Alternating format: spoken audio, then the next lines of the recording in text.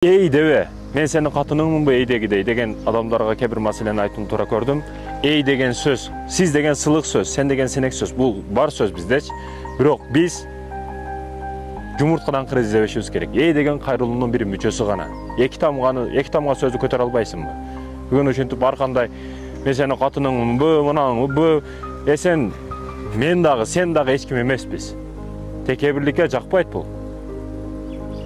Урматтуу мекендеш ойланышыбыз керек.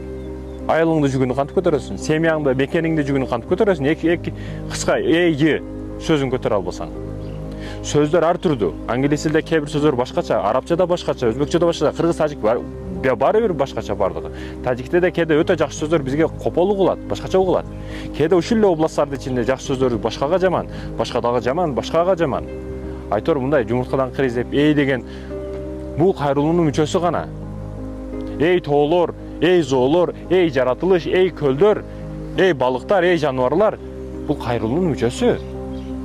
Ey адамдар деп кайрыласың. Бул кайрылуунун мүчөсү. Мындан жумуртадан кыр издеп, ey дебе, мен сенин катыныңмынбы? Не, катынды ошончолук төмөн көрүп атасыңбы сен? Эгер бул жаман, ушунчалык жаман сөз боло турган болсо, сен ойлогондой.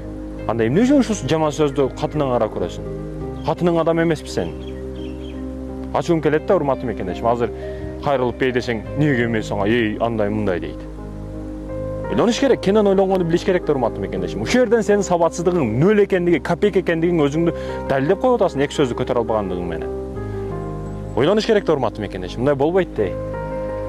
Азыр балык зонасындабыз, урматтуу мекендештерим. Аллах табарак ва таала берип, бир учурларда ачык эле мына жерде жөн эле көлмөктөр эле. Бирок азыр кеңерип, мынтип балык эме кылышып, мына жерде вишкасы дагы турат. Мурда бассейн сыяктуу бул жерде кадимкидей чөмүлөт эдек. Бул жагынан дагы келип баш таштап, айтор жакшы жер эле. Өзгөчөлүгү өтө көп, эң көп жылан көп жер мына Бишектин төмөн жагы, ылдый жагы. Ал Бишек шаар тиякта калып кетти. Эң жылан көп жер ушул жер болуп эсептелет. Жылан өтө көп болчу. Аллах табарак ва таала берекесин берсин. Ылдый жакта атайын үйлөрдү салып эме да кылып коюштур, демек карап атыптыр, Аллах ыраазы болсун. Өрдөктөрдү багып, өтө кооз кылып, сонун кылып, машалла.